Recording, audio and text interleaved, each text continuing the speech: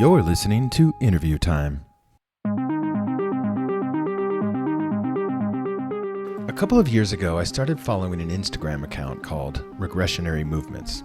I was drawn in by these beautifully composed, often funny photos of fading suburban neighborhoods, broken infrastructure, abandoned strip malls, and empty industrial zones.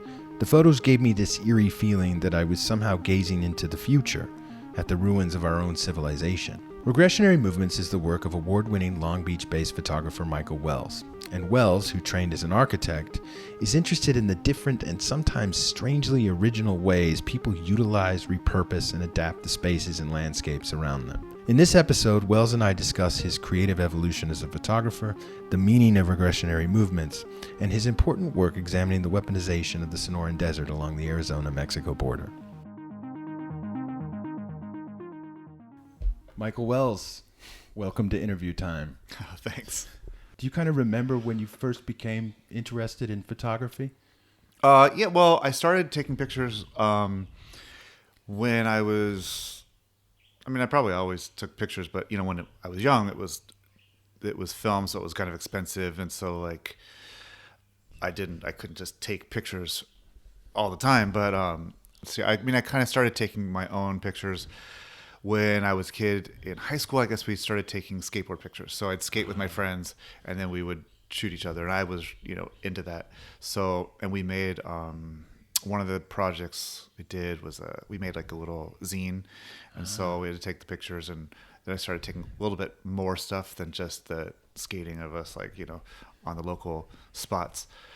Started shooting the city a little bit more. Oh, wow. So I got into that then, I guess.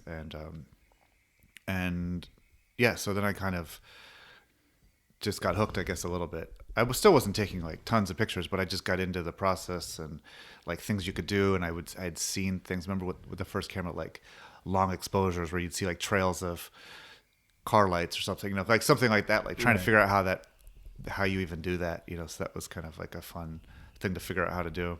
Can you tell me a little bit more about this zine that you were making? What was? Oh, it was just a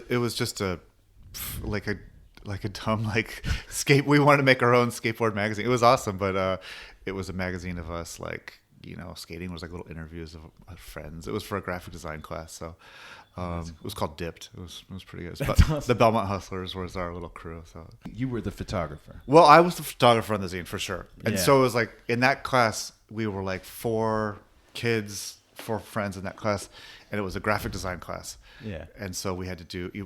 I took the pictures. We laid out the interviews with the Ruby Lith or whatever and kind of laid it all out. And then it was printed on a press. Right. So, yeah, that was... So you kind of had a sense like, I'm the photographer at that time. Or were your buddies just like, hey, he has the nicest camera. It might have just been I had the camera. Might have just been that I had the camera. And I was like willing, Yeah. And I think like then... Yeah, like back then you would take pictures of your friends skating and like no one else like has like... Most people just had a camera, like a point and shoot, Right. And so like I had a camera that had a wide lens. So like, all right, well that works. It wasn't like a cool like fisheye or anything like that you would really. Sure. It was just like wider than the point and shoot. Right. And it worked a little bit better. Probably looked a little nicer. Just yeah, it looked. Right away. It wasn't necessarily nicer, but it just kind of like did the job. And I was kind of geeking out on how to figure it out. How did you develop an interest in architecture? Where did that well, I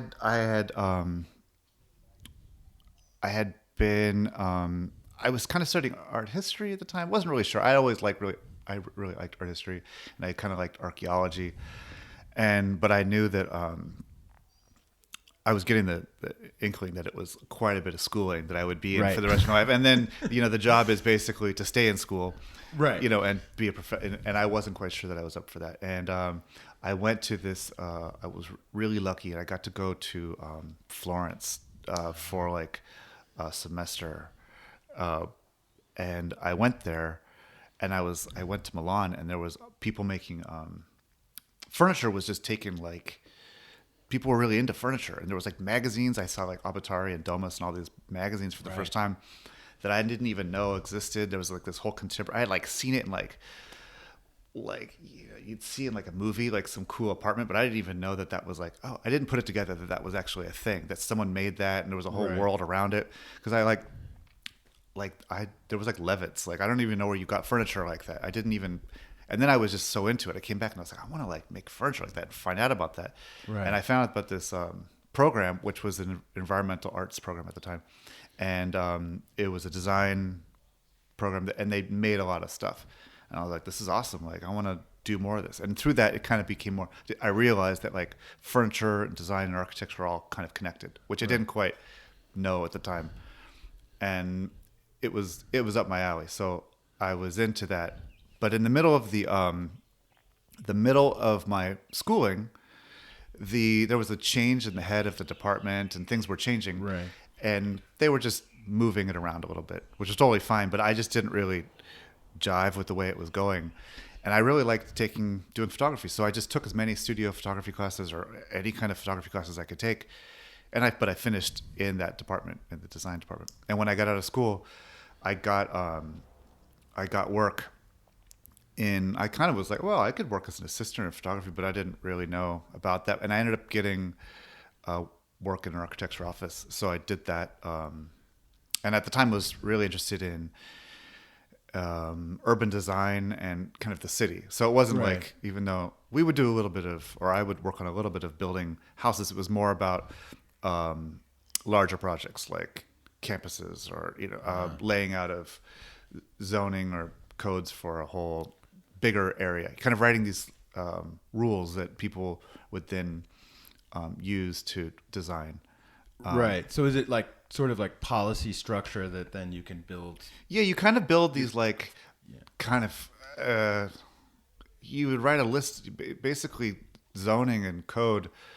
You write or come up with a list of rules that like an envelope that then people will design around. And if you want the city to be a certain way, like you can make subtle changes. Like if you said all of a sudden that parking's not required, then all of a sudden, or like parking's only required in these places with these types of units, or a setback needs to be 5 feet instead of 20 feet or whatever it might be, it drastically changes the whole face of the city. And so I was just fascinated by these like ways that you can modify and change the city. The rules of how we build, like that's going to affect obviously how we then design. Yeah, because everything's built like people want to build, like they want what's cost effective for the developer or whatever. Right. And then the architects are trying to build something that like works and for them and for the client and all these things. And so how they end up looking, it's not that it's irrelevant, but it's like you can kind of wrap them with all sorts of, whether it's a Spanish revival or a contemporary building. The zoning of the envelope kind of stays the same. So I was just at the time, and I'm still really interested in that kind of idea, and how it can change different parts of the city. Los Angeles is kind of a pretty interesting place to be looking at urban planning because I think so. Yeah, there's a lot. There's a big. Have you ever read like City of Quartz? Sure, that kind of Mike stuff. Davis, And maybe it didn't always have the best decisions being made here. I was really interested. That was one of the things that. So growing up in Long Beach, one of the things I've always really been interested in is the kind of the infrastructure of the city that kind of divides and makes up all these spaces. So you have like everything from like Alameda Corridor kind of moving through the train lines that come directly from the port, which is I grew up around, and moving in to like the train yards, which are in central LA, and they move out to these intermodal warehouses, and then they ship out from there across the rest of the. I mean, everything's coming in from China. It's coming in through the LA Long Beach port. Right. Huge, number of, and then gives to the rest of the country.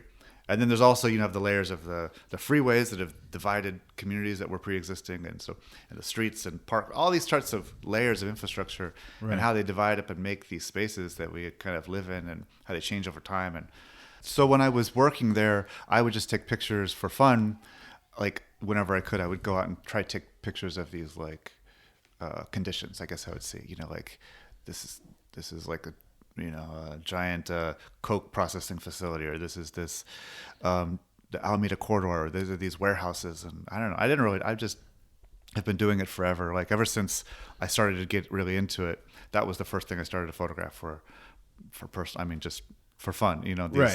These like instances of that kind of infrastructure, I guess. Right. I was really into that. What kind of things, like in the beginning, sort of what were you responsible for doing? What did I do there? Yeah. Well, I mostly did, I I'd go to a lot of meetings with the boss, John Kaliski, and I did a lot of the graphics. I did a lot of like presentation graphics. We went to a lot of meetings, and for that, like, I would do everything from, you go out in the city and you look at like, okay, we're going to put it could be, there's nothing here, and they want to put a new like, housing thing mixed with, a grocery store, and there's going to be a park, and mixed use kind of thing. And then, so like, where should everything go? But then some of the projects were bigger. One of the big ones that like was important for me in the way I kind of saw the city later would be like, I had to drive it was like the North or the East Valley plan. There was this group called the Community Redevelopment Agency, which I don't think is a thing anymore, the CRA, but there was all these vacant lots in the valley, in this one particular part of the valley. They didn't really know where they all were, and they didn't have like Google Maps at the time. So I had to drive every single street of the valley and find a vacant lot. And then I would take a picture of it and then write down the address of it. And then later I would go to like, they did have a Google Maps section, and I have to figure out where it was. And I would make a giant one of those big 3-ring binders. Wow. And I would make a sheet, and then like this huge PDF that had every single vacant lot in the East Valley, so that the city would know where they all are, so that they could then like try and like put houses on them or like get them developed in some way. Right. Because I didn't really. So like that was like a project. Sorry, I may admit, but you guys were contracting with the city? Yeah. I see. And so you were mapping out. Yeah. You were Google mapping before Google. Yeah, so I'd go around. Using the Thomas guide? Yeah, probably. Well, it wasn't that hard because I would just drive every street. So like, I've been on that street. So like, I'd go down and then just make a giant like Excel or whatever. It was like a PDF thing of every single building. So I did that. And then we did one in like the zoning for the Bel Air. We would do things, but then we'd do like the Orange Line, which is the bus line that goes in through the valley. We'd help design part of the terminus there, like the parking. Laid out parking lots. Like it was just like kind of stuff like that. So it wasn't exactly like luxury houses or anything. It was kind of a different type of stuff. But so I would do a lot of the graphics. Then we would go to these meetings, and you'd have to like do this research and then present it to people. And so I would lay out and do a lot of like graphics for that, and research and data acquisition, I guess you'd call it, Yeah. So you were gathering data. I just gathered. So I would have to go out and photograph the city a lot and put all these boards together and like look at the stuff. And then, the boss would then like write reports on the whole thing. So did you enjoy that? I really liked it. I thought that the part that I got a little disenchanted with was that it was, we would make a lot of recommendations that we thought were good for the city, but it turns out that a lot of the decisions on that scale which I was naive at the time. I didn't quite realize. I thought like we could just come up with these recommendations and then they would listen to us and they would do this, but but it turns out that those decisions are made much more by developers and politicians. They kind of decide. They take suggestions for sure, right? But the way that the city is laid out and things that happen often are more, at that time anyway, were made more by what the market would bear, what's like, what makes sense for them. They were making decisions on a different level at a different, looking at different things than we were. Not just like what should happen, but like different things that I wasn't. What maybe is possible. What's possible, what looks good for them, what looks good for this particular cycle of being in office, like all sorts of other things that develop what they're willing to do. I wasn't as interested in that part. And I also saw that like, it's just a long, I don't know. There was just certain things. You would do a lot of work maybe, and then like, it was totally fine. But you know what? At the time, I was just really getting more into the photography, which I always liked. Right. And I was starting to kind of moonlight doing that a little bit. Right. And people were like wanting to hire me to do that. Wow. And so I was like, man, like I would have totally gone into continuing that work, but I thought that like being a photographer was like kind of like a rock star, like kind of opportunity, like give it a shot. If it doesn't work out, like whatever, like you have to go back to this other job that was fine. Right. So like I would try to. Eventually. How did that start happening? How did people like start saying? Well, like, hey, I was already. I met a woman that was like an interior designer, and she needed some pictures. And at the time, I was like enough into photography. I was geeked out enough that I had like proper cameras and everything. And I had experience from school, and I was just doing it. So if people needed like a portrait, or like they had a line of clothing or something, they might ask me like, "Hey, take some pictures." And I was like, "Yeah, totally, let's do this." So, and then I had started to meet a couple people that didn't know me really, that needed it, and they were like willing to pay me like proper money. And I was like, okay, like I as a professional, and I had to like kind of act professional, And so right. I would like get into it, and then I just eventually like got semi-professional enough that I could like. Acting professional. I don't know if I like to, but then like they were like, "Oh, this looks great," and I'd be like, "Oh, cool!" Like, and I would read as many books and practice and like just do anything I could do to like figure out how to do stuff. If I didn't know how to do it, I'd like figure it out. Right. And then I just like did it until and then I got I had enough clients. I was like, I'm just gonna leave my office job, and so I got married actually. And then I left on I told my boss, but like I left on the honeymoon and then came back, and I never came back to that job. So, so I've been freelance since then. And when was that? That was in 2005. Wow. So I've been freelance professional photographer since then, I guess. So. Wow. Well, yeah, that's good. It was definitely a challenge, but and I was like, it's funny because I've been a photographer a lot longer than I ever was like in architecture, right? But I still like it informs the way I kind of thought about things and still think about things, and like I still work so much with designers and architects that like, and a lot of my friends. So it's kind of my world still in a lot of ways, even though I'm not designing or working that way. What is a regressionary movement? Well, I've always liked. I've always been fascinated with. Well, I started to first kind of notice this in art history. There's always these movements that everyone's kind of going forward, and then there's this kind of countercultural movement that kind of goes backwards. So there's always like, you have like, everything will be like Baroque, and then all of a sudden you have like Romanticism, these like, or Neoclassicism, it goes backwards, or you have like Industrial Revolution, and then you get arts and crafts, like, or you get, everything's like, 50s modern, and then you have hippies. Everything kind of goes backwards, and they're not always it's good or bad. They're just like, I just think it's interesting that sometimes like culture is moving forward in some way, and then it's like, hey, like let's slow down. Like, or some people are like, let's slow down a little bit. I prefer it a little bit more like this, and you see it like now. There's like, make America great again. Like it's like, hey, like let's regress back a little bit, and it's not always like a bad thing. Like could be like industrialized food, and now we have like organic farming maybe is a better way to go. Like, so there's always these like kind of ways to go back. Like you go down this road and then you turn back and go back a little bit, and it's like I'm sorry, go ahead. No, there's just kind of these corrections, or that people are like pushing against it in some way, and so there's always the little bit of the dead end, I guess, of the original, goes off in spurs in some way, and then it gets changed, and you get like modernism, but then it gets like these modern buildings, and then they get kind of changed, and it gets turned into something else, and and gets a new life or new use, and I don't know. I think that's interesting. It's just a name that I'm always interested in. It doesn't necessarily directly apply to like pictures I take or anything, but it's something that interests me, I guess. That's sort of maybe a philosophical interest or something. Yeah. Maybe. I don't know. Yeah, sure. Yeah.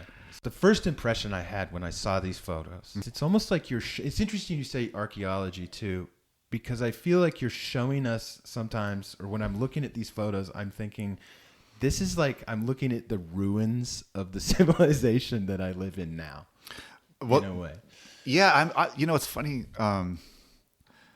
Well, two things. One, I've always like, there's those stories that people would go like in Western culture that there was like people go on the grand tour, like in England, wherever, and then they would go to like see Roman ruins, and they would go and they would take they would have a gaze, and they would do these landscapes, pictures of how the city used to be, or how the whatever cultures used to be there, and they were beautiful, and they were covered and overgrown in some way. And I always like something about that's really interesting to me. Yeah.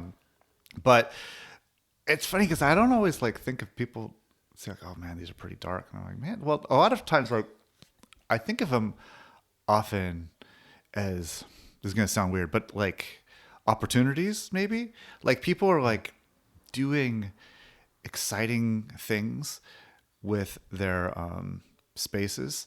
Yeah. And creating like whether it's with their landscape or with their like building that are I think kind of like these avant-garde additions and like architectural kind of like oddities where they're like building and adding to things, that they're like creating these interesting conditions that I think could be possibilities for like new ways of doing things. Oh, wow. You know, like, and I always think of it, kind of try to be like optimistic. I mean, certain things they look a little grimy sometimes. And I know that I do have different like projects. And when they're on the Instagram, which is where you saw it probably, a lot of them are, there's all sorts of different things kind of in one place. So they might be part of different projects, but there's that whole like innovations, or necessity is the mother of innovation, you know, like. Yeah. Necessity is the mother of invention. Invention, right. And so like people are just like need something and then they do it and they add it in a weird way. And then you're like, wow, like that could be like a really exciting way of like for contemporary architecture or something, or like doing something like with using this material in a way that people are not always using, or putting a building in a certain place that maybe people aren't considering. Right. But maybe it could be, you know, like, because people look and go, oh, that looks like terrible. But like, what if it was done in maybe a better way, in a glossier way? Maybe it could be really, really great. It could be interesting. Or maybe not. You know, I don't know. Well, it makes me think of one photo, and I think it might be like a motel somewhere or something. Yeah. And there's literally like a palm tree growing through the middle of the building. Oh, yeah. Through the roof. That's... And it's wonderful. And I was thinking at first, I was like, you know, I'll be honest, like my first impression was like, that's kind of dumb. But then I was like, but no, wait, that's also kind of awesome, because when you go inside that building, there's going to be an actual palm tree trunk in the middle of the space somewhere. Yeah. Unless they've like walled it off and you don't see it. I don't know. That's in King City, and I've driven by it several times, like Central Coast.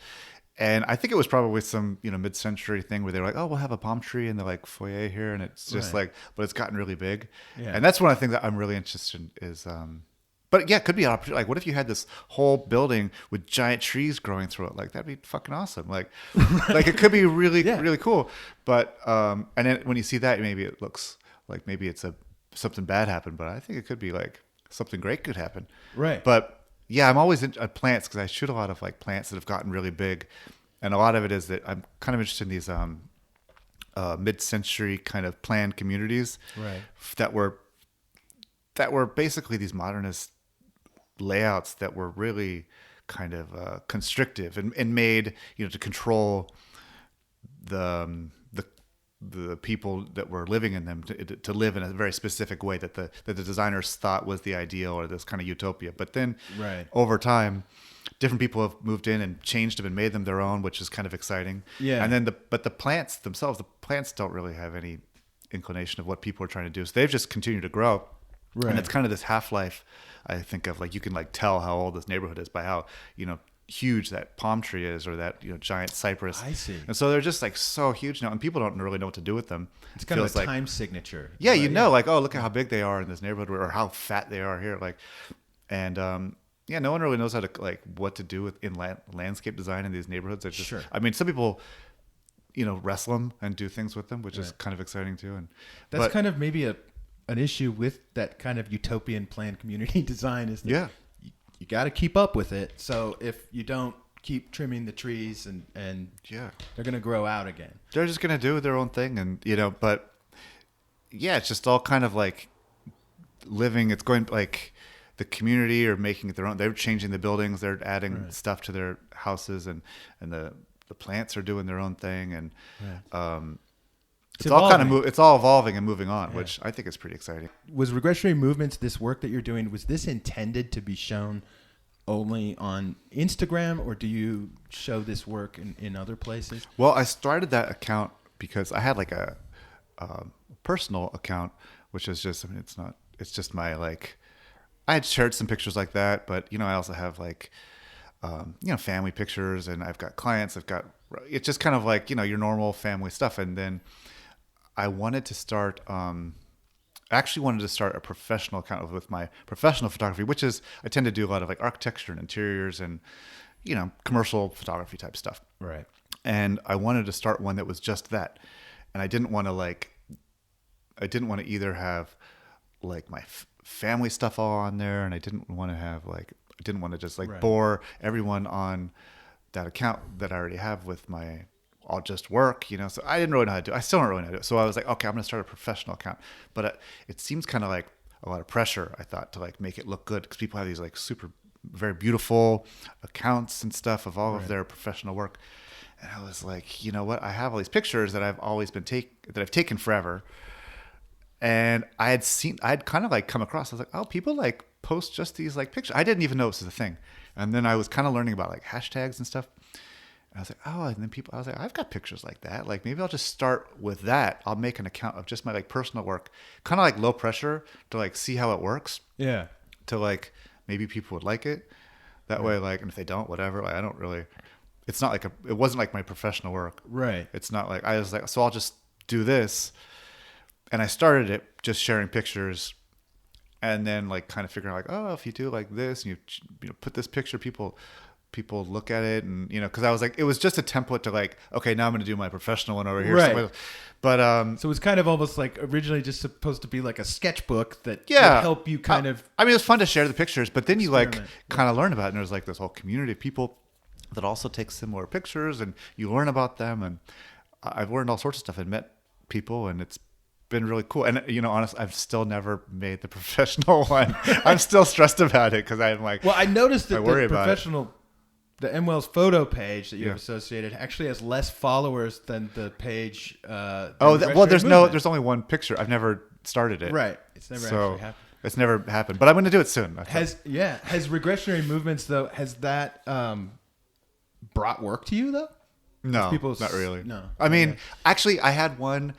In some ways, I mean, even just like there's a woman that I know that has an office, and she said, hey, I like your pictures, like maybe you would like to do a little show. So I did a really small show in her office, a pretty smart studio. She's an architect that I know, and so I like showed some pictures in her little gallery space.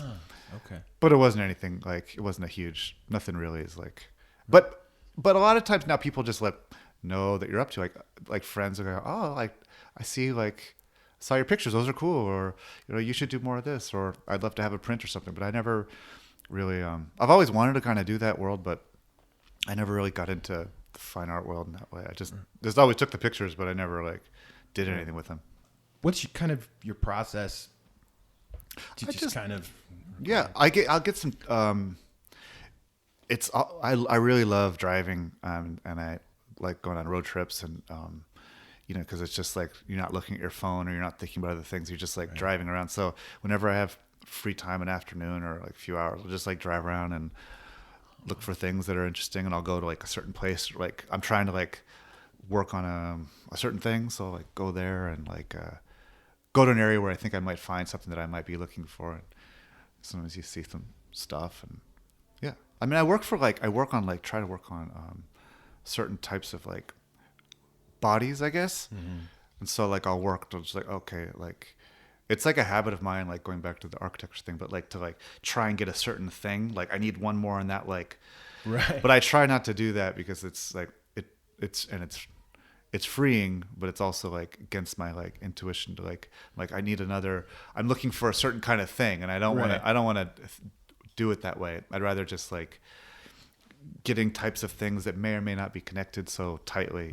They could just be groups of images that make sense in some way, but it doesn't have to be like, this is this group of pictures, they all have this same thing exactly with them, and it's I don't want to do that exactly. There are strong themes that come through your work, though, like that I got right away, and it's interesting to talk to you because you see these things kind of optimistically, and it's really interesting to talk to you about that. You're seeing like spatial evolution or repurposing. I love how you see in a lot of your photos like the bushes starting to overgrow the fence. It's almost like you're comparing these two things. You see the sort of biological structures, these wonderful biological structures next to these kind of, in some cases, wonderful and interesting human structures as well. And it's like, no, it's. I think it's interesting also, like the scale. You know, of course, like the scale that we live at is made for us because we're humans, right.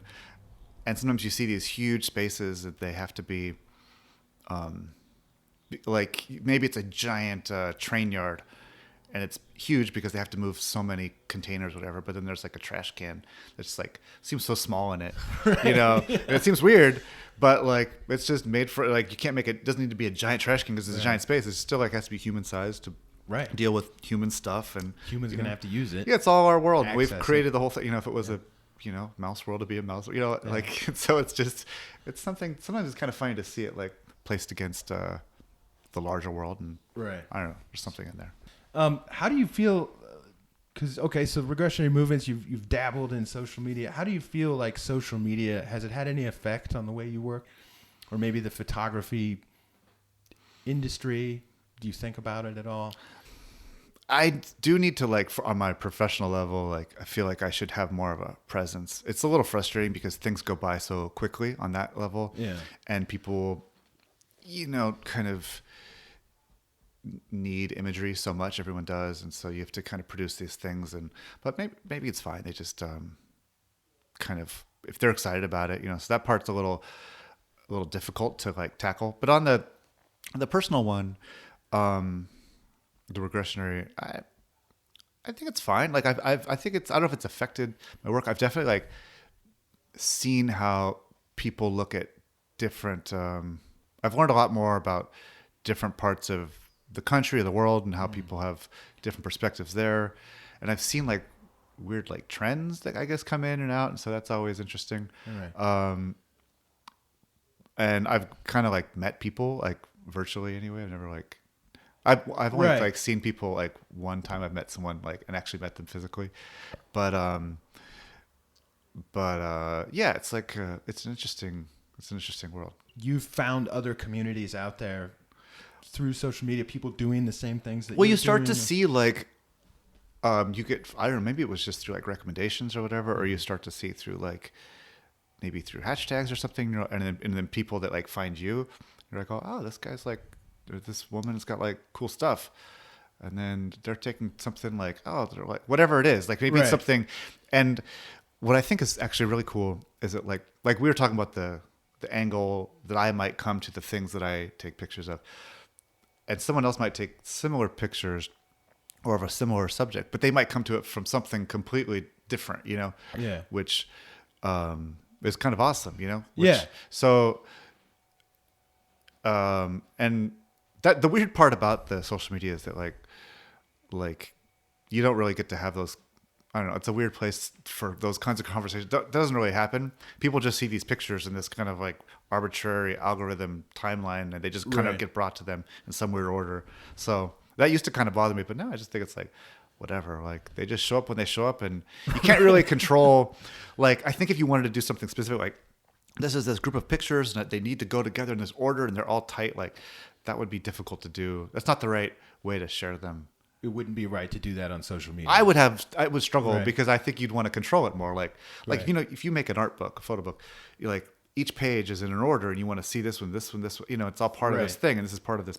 But there it's like, for one thing, it's showing up next to another picture that it's not yours and it's not showing up to your picture. I mean, I guess you could, there's a way to do it, but I don't know. I think it's just like, let it go and just share the pictures. Because people tell you weird things like, oh, I love how that one, it just reminds me of my childhood in Bristol, like something you have no idea. And you're like, oh, okay, awesome. Like, yeah, like that's great. I'm so glad that you like it. So like, or that, I don't like that one at all. It's like, oh, I'm sorry, like whatever it is. So it's kind of a funny, it's just a funny thing. And so I think if you let that go, it's totally awesome. Yeah. Do you feel like since you work and you have worked since I think the mid-aughts as a professional photographer, do you feel like something has changed also in the industry with the way it's so easy to take a photo? Like everybody takes photos now. There's portrait mode now. Do you feel in any sense that like you're competing against the technology that's being developed now? No. Well, you know what? I realized like the I'm not. I mean, I take pictures. One of the big things for the personal work is that like, you gotta like. It's my job to take pictures. Yeah. So I want to do, but I still really like it. But I kind of have those projects to keep me excited. Have fun with it, which I would do it anyway. Like obviously, no one's paying me to take these pictures. It's not like It's just like something to keep me going, and I'm excited to do it. It's like when I'm not taking pictures for work, I take pictures for fun also. So like keeps me jazzed on like doing it. So wait, what were you saying? Just like I just wanted to talk to you because you're a professional photographer. Oh, yeah. Is there some sense that there's some encroachment with the technology, No. or do you as a professional photographer like, you know what, I'm fine? Like I'm totally fine. As far as professional, I'm fine. I mean, I do a lot of the type of stuff I do.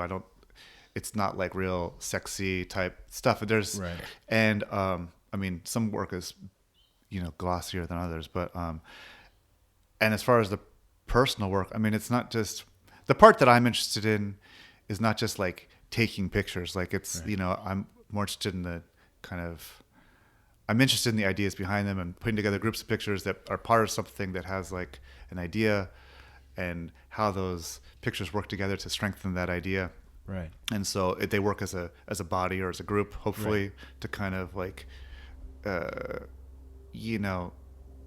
I think of as a body of work, kind of like a sculpture, like as a negative process that you're like chipping away at this block with each image to create a clearer idea of like what the concept is that you're talking about. So like not to get too much like but hopefully like, oh, okay, this is kind of like that, and then eventually when you see someone's work you like, and you're like, oh, like I kind of get it what it's about. Like not every picture is exactly this, or every painting or whatever it is like exactly the same, but like as you see all of them as a group, like you're like, oh, okay, like I can kind of get what this is about. So it's definitely a connection between all these things, thematic connections. So like if everyone has a picture, like you could do stuff with it doesn't matter what you're using, as long as you're like, what's your idea? That is just, that's what gets me. Do you still work with film? Yeah. You're using both? Oh, yeah. You still do. I mean, for personal work, I do a little bit here and there, but I just, and I can do some at home, but I like to shoot so much that it's expensive and time consuming because I don't have a ton of time to do it. But I do another project. So one of the, kind of another thing that I do is I work on this project called the Undocumented Migration Project. Yes, and I want to talk about that. So I started that with like one of my oldest friends, my best friend, Jason DeLeon, who's a professor of anthropology. Yes. And he, over 10 years ago now, started this project looking at migration, undocumented migration and clandestine migration in southern Arizona. And we started going down there, and I was like, I'm going to take pictures of this. And so I started documenting it as the photographer for the project. And then it eventually turned into a book. The first book was The Land of Open Graves, which it was well received, and he did well. He got a MacArthur grant for it, so people liked it. And then since then, he's kind of like gotten into photography a little more and gotten me. I mean, he's definitely gotten into it. And for the next part of for the second book that we're working on, we decided to switch it all to film. So we're shooting the entire thing. The new project's all on film. Wow. So the project we're working on now, we have been for the last few years, it's all on smugglers in Mexico. Wow. And so been documenting smugglers and kind of that part of the migration process. Right. Mostly Honduran migrants in Mexico. And it's all on film. Did you know Jason DeLeon? Did you know him before? We went to high school together. Oh, you guys went to high school. So together. we're like old friends, and we were roommates, and like we went to high school. We went to like, punk show, or like we would just hang out, and then we became good friends in college, and then he went to he was at UCLA where we were good friends there, and then he went out to Penn State, and eventually he just recently moved back to LA, but we stayed friends and stayed working on projects. And I did like a small project. A friend of mine had a magazine called Textfield, and Jonathan Morgan, and he said, I could just come up with ideas of whatever I wanted to do. Wow. And so Jason at the time was he transferred from archaeology into anthropology, and he was just starting to get into it. And one of the first projects we did together was I took pictures along from the Tijuana border, kind of up through up into Los Angeles, and basically they were just not random pictures, but pictures of a possible migration path kind of thing. And he wrote a little story that kind of went along with it. It was a fictionalized story, but that's cool. That was the first kind of project we did. And then since then we worked on projects all over. And then this project became much bigger. I know he talks a lot about, I watched some lectures, and he talks a lot about ethnography. Yeah, so forensic science are kind of the tools you guys use. You guys use he says he wants to use any tool available to help understand the situation on a scientific level. So I was like, we should document this. And then I didn't know anything about that world really, but I found this book, Righteous Dopefiend by Philippe Bourgois, who Jason now works with, and he's an amazing guy. But he did kind of like a photo ethnography, and then I think I showed this to Jason. I can't remember. I think I showed it to him, and we're like, we should do something like this. Yeah. And that turns out to be like a photo ethnography, which is what we ended up doing. So the project is, we started looking at things people were leaving behind in the desert and doing what's called contemporary archaeology. So looking at those like through an archaeological lens, and digging and tracking, documenting each piece, and then photographing it and GPSing, all that kind of stuff, and then trying to figure out more about this process of this giant migration that's been happening for the last several years. And so that's moved into an exhibit which we did, which was called Hostile Terrain, which comes from a Border Patrol document, which is one of the ideas is that people what's happening is that people have been pushed steadily through this really dangerous part of Arizona. It's the Sonoran Desert. The Sonoran Desert, and it's because of this policy, prevention through deterrence. Exactly. Which was enacted in 1993. Exactly. And so the idea is that there's kind of this deniability that the desert is doing the work rather than the people. Right. And so it's kind of this weaponized landscape. So a lot of these ideas were interesting to me, as like landscape and how it's being used, and and so that was, and how people traverse it and experiences through it. So that was like immediately like my interest in this kind of thing. People are like moving through this landscape that's been turned into a weapon, and how they're crossing it, how the perspectives are on it. And so that's what I started documenting initially. But a lot of it is of the artifacts, things we find out there. And right. So, just to bring the audience up to speed. So in 1993, I just want to clarify how that... 94. 94. Yeah. People would try and cross the border through urban centers, like in San Diego or in El Paso, for example. Yeah. They would kind of bum rush the fences. And then there was a lot of like... bad optics in that. Bad optics politically from that. And so then... slowly, kind of at a local level, and then it evolved up into the federal government. They realized, like, well, if we beef up Border Patrol in the cities, it'll push everybody out into the desert. It'll push everybody out into the Sonoran Desert. And that place is, like, unbelievably dangerous because, I mean, it's at 10 o'clock in the morning. It's 104 degrees out. There's just so many different ways you can die. Right. But the idea was that there's a couple things. You won't see them anymore, so the optics improve for you, and then the other thing is, like, these people are, and this was sort of a conscious decision, people are going to die, and we want them to die because then that will deter people from actually and it's in there. The more people die, the more it's working, and it deter people from going, but it hasn't deterred them, and they've continued to die. So we've made we did an exhibit called Hostile Terrain. And it has photographs and artifacts and all these other kind of some documents and things and sound. And one of the elements in it was this map of the 3,300 roughly people that have died in this crossing. And that initially it was just dots on a wall in the first iteration we did at Maine College of Art.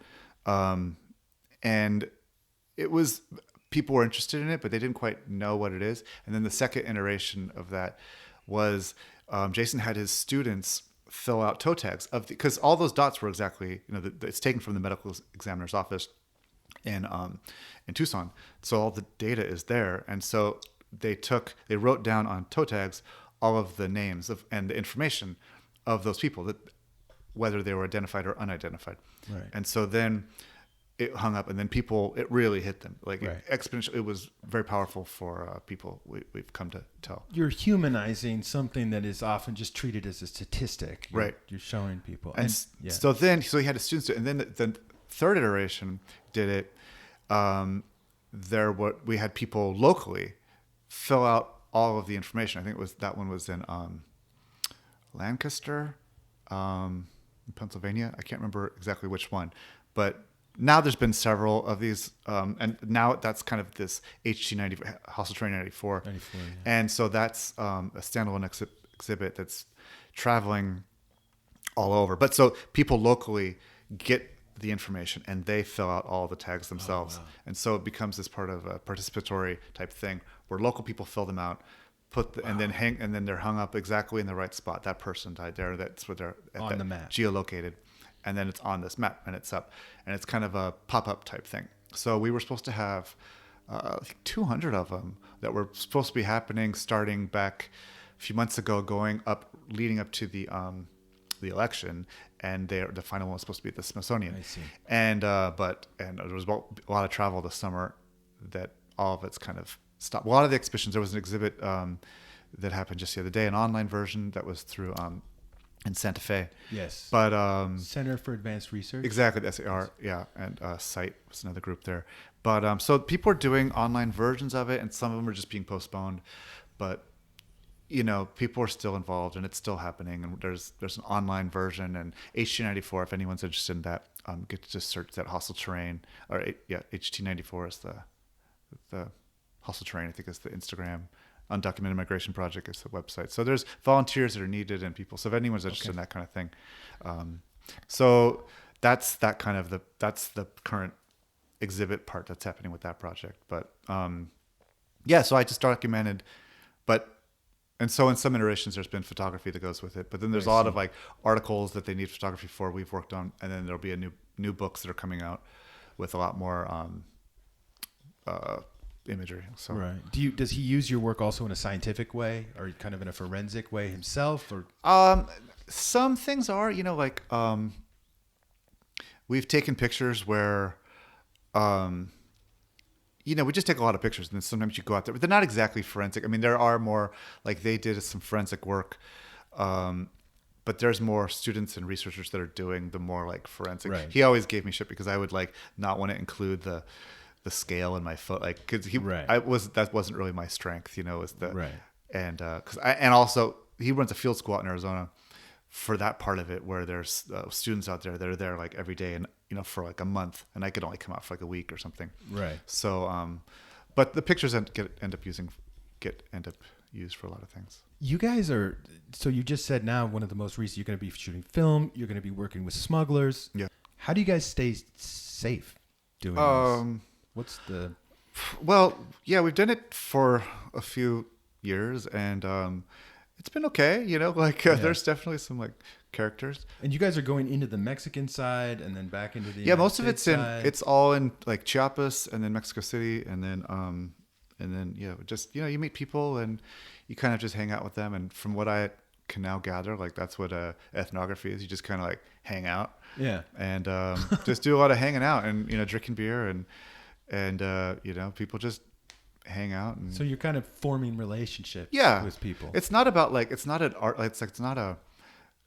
I'm not a a journalist, I guess, in this way for that Right. project. I mean, that's how, I guess, I don't exactly know the differences, the fine differences between these things, but we're not working towards a story. We don't have a deadline. Right. You know, it's not like this is a long-term project of, we don't have to get the shot, you know, like I might not take the camera out for the first few days. Right. So it's just hanging out and when something presents itself. And a huge part of this project that now is, you know, the ethics of photoethnography is a huge part of this. And so how images are taken, how they're being used, whose voice is being Right. told, you know, like, so they're always being shown, you know, when they're exhibited through the book, you know, like they're always being shown with other imagery that is, and recordings of the voices of people that were either involved in it or their own photographs. There's a lot of, we take the guys that are the people, we've given them cameras. So that was like an early way where you give them like disposable cameras. Yeah, and I saw that, they'll yeah. you know, give us back the film, or not. People like just take cell phone pictures and cell phone videos and just So send just to you some- clarify, you're giving you know a couple of guys, for example, are going to go off into the desert, and you guys say, "Hey, take some." You give them cameras, Yeah. and then they document themselves Yeah. as they're going through. Exactly. So they're telling the story, you know. So like, I'm just kind of supplementing that in a way, you know, because it's their story, you know. their story. So that's something that we're like very sensitive to. Yeah, and that's what I wanted to ask you about too. Is, and it sounds like you're building relationships with these people, but how have they felt? Like, how did the people feel being photographed in these situations? Well, there's different, like, And I'm sure there's all sorts of different situations. Yeah. Or anything from just like hanging out in town, waiting for a train, to like being more of like a, you know, an informant, I guess is what they call it. Like someone that's like, you know, telling their story, like a major, more of a, and so how someone that's maybe more of a major part of the story, maybe there's less photography of them or none, Right. because you don't want to like, you know, show them, and you know, you don't want to hurt anything, you know, be Right. in any way. And then someone else might be like, yeah, like, or often people like really want their photo taken. Right. So a lot of times we do is, like I said, it's all on film, but we use a lot of Polaroids because everyone wants pictures right away to, you know, show their family or you know, take with them.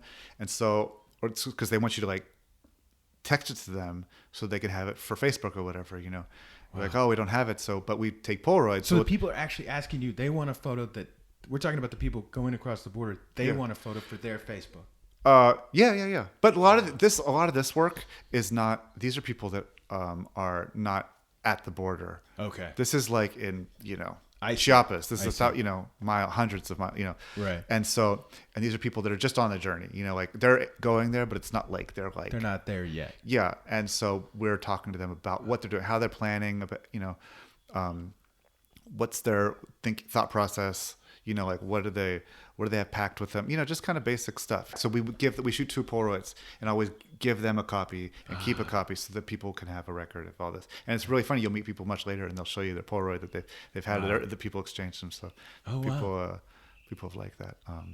But people, you know, people a lot of times are really, there's different. That's why a lot of the project now is on smugglers, but they know what's in store for this whole trip, you know, and a lot of people that are coming from some small town somewhere don't really often have an idea of what's ahead of them. Right. It's hard to like comprehend like how far something is or how hot something is, or, you know, how big, you know, it's just like these kinds of like concepts.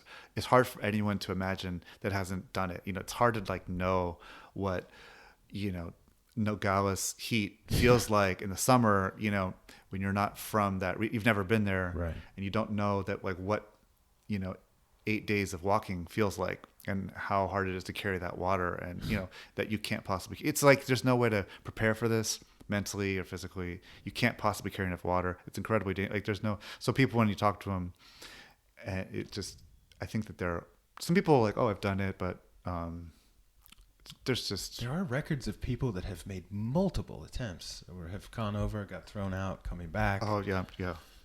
Wow. You meet people have completely different stories. Like one person will be like, I'm coming from this small town. I'm like, you know, a 17-year-old kid looking forward to doing this thing. You meet someone else who's like, yeah, I've been living in I lived in Detroit for 30 years and I wasn't documented. Then I got pulled over for a broken taillight and I got deported, and I'm just trying to get back to my like whole family. Which is still in Detroit. Yeah, and it's like I don't really know anyone here, and so like it could be anything, could be anything. Yeah, there's so many stories from, it runs the gamut. What do you think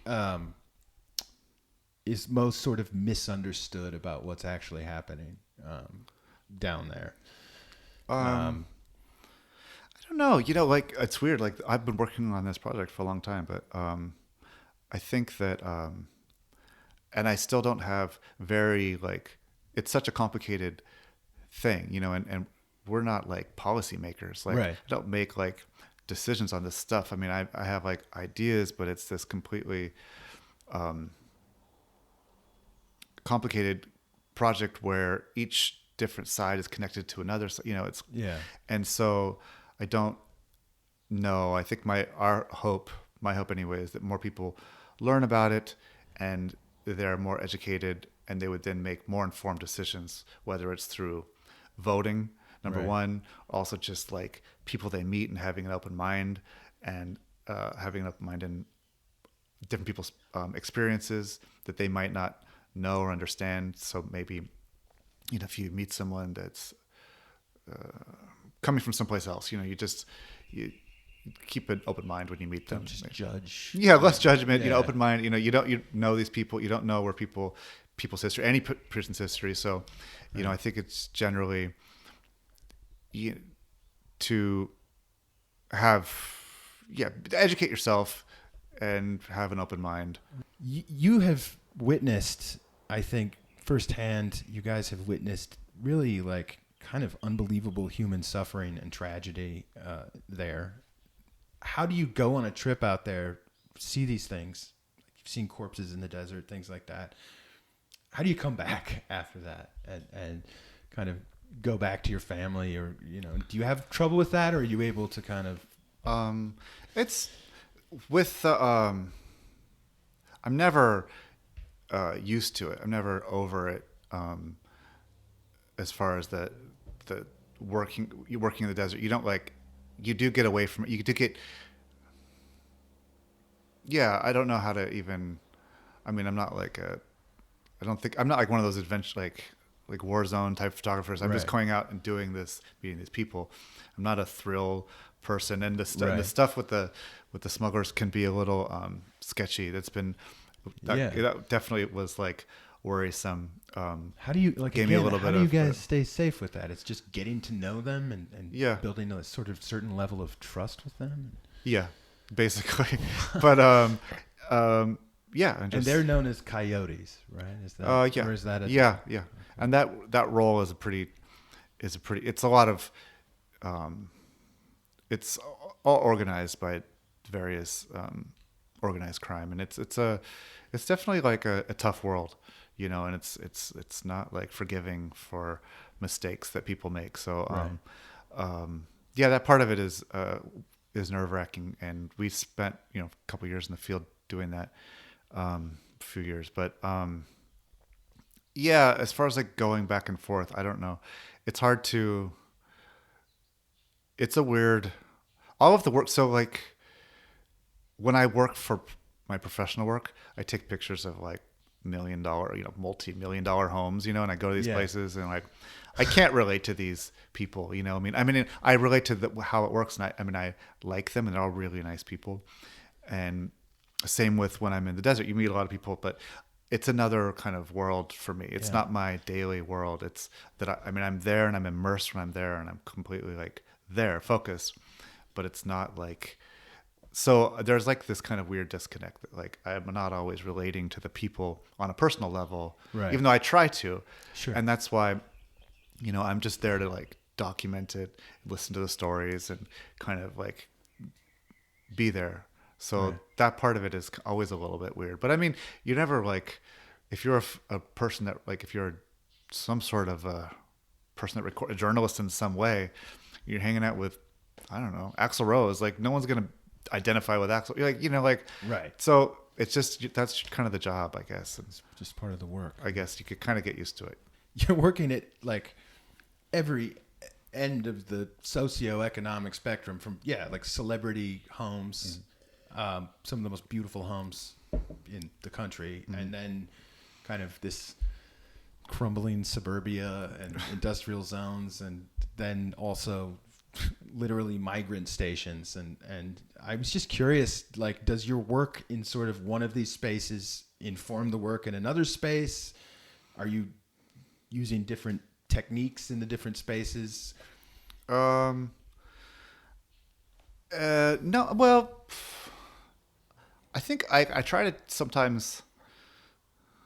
No, I don't know. I don't know. Really, I mean, not in any conscious way that I can think of. I mean, I do like know. I mean, I'm pretty comfortable with the camera now, so I like know like my exposures and stuff. So like, and that's what, like, if you're in some like safe house that's like really dark, I'm like, man, like I'm gonna need a tripod. I'm gonna need to put this camera on something, because it's hard with the film. You know, I don't always work with a meter, but I can sometimes. I mean, I can guess where I'm at. Right.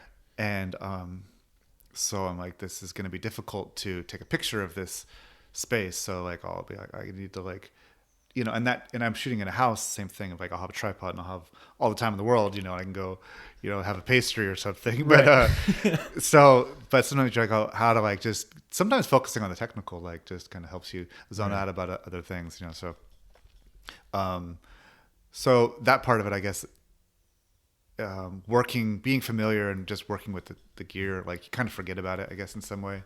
Right. But you feel like you have like a technique and that can ground you kind of wherever you are. I suppose so. Yeah. I mean, not that I'm like, I'm not master or anything. I've just like been doing it long enough that you kind of know how to do certain things. Was there a moment where you thought to yourself, like, I have my own style? No, I still like I said, like I guess I'm professional. Like I still kind of feel like that. Like I'm just still kind of like doing it. Like I mean, people would tell me, like they go, oh, like I can see like you said that you see like something running through, like, but I don't always see that. Like, right. I mean, I remember when I wanted to, like I tried it when I was in school. You draw a lot, and you'd see some people that could like draw one, like in different styles, and I could like only draw one way, which is like my crappy way, you know, like, but like as you get better, like if I was good enough, like as a photographer, like now, like if I wanted to take like some really glossy, like fashiony type of photo, like I know technically how to do that. Like it's not necessarily a way that I would choose to do it. So I just like do it naturally, I guess, if that makes sense. Yeah. But so like once you kind of know how to do all these technical things, like you could, if you wanted to, like make something look a certain way. And I guess there are certain things that I want them to look like. Yeah. Specifically, like, okay, I want to choose these types of lenses. I want this like to be in focus. I want things to be straight. Like there's choices I make for sure, but I don't really think of it like this is my style, and so I need to be on brand or anything like that. It's just they're just pictures that I tend to like, you know, because when you take pictures, you make all these choices. So you're like you're choosing the lens, you're choosing the camera, the film type, whatever. You're going to choose the subject matter.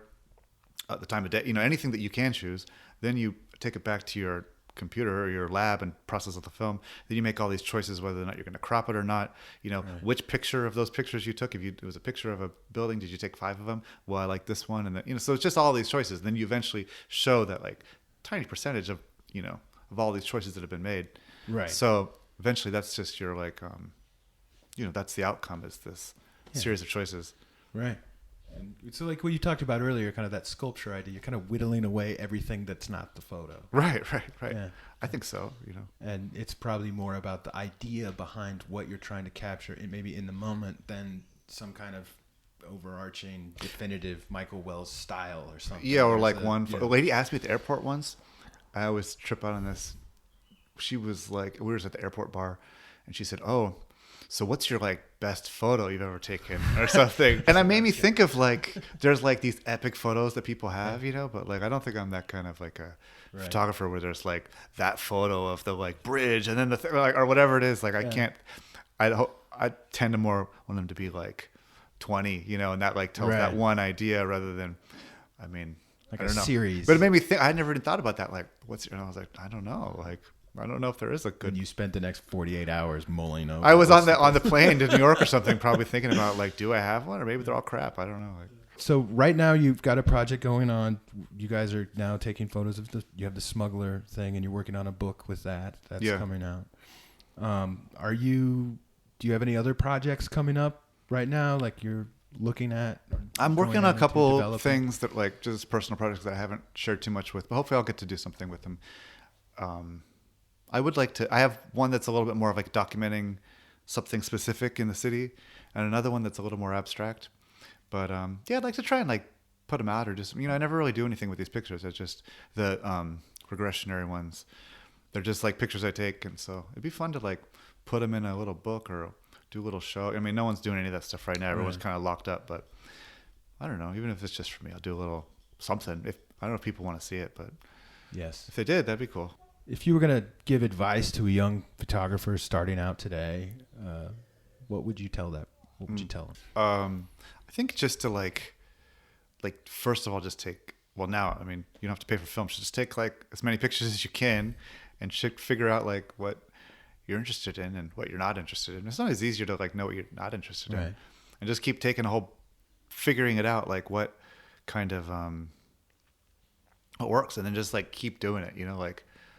Like make mistakes and be like, I don't know. You just kind of like you kind of have to like always fumble through like the same mistakes. Everyone like you can't like skip it. Right. There's no skipping steps. Yeah. Well, even if you think like, oh, I'm skipping ahead, you're still going to like discover these things along the way. Everyone's going to like, oh, I really like this. And then you go through these like weird phases or something. So just keep like doing it. Well, Michael, thank you so much for making the trek up here today to talk to me. This has been wonderful. Oh, thanks for having me. And I really, I actually would like to, I hope you can come back again someday, like maybe when you're done with the Smuggler book. And sure. I'd really I could tell you right now, there are a lot of people out there that are going to be very interested in that. Oh. You're doing really important work and really interesting work. And just thank you for coming out.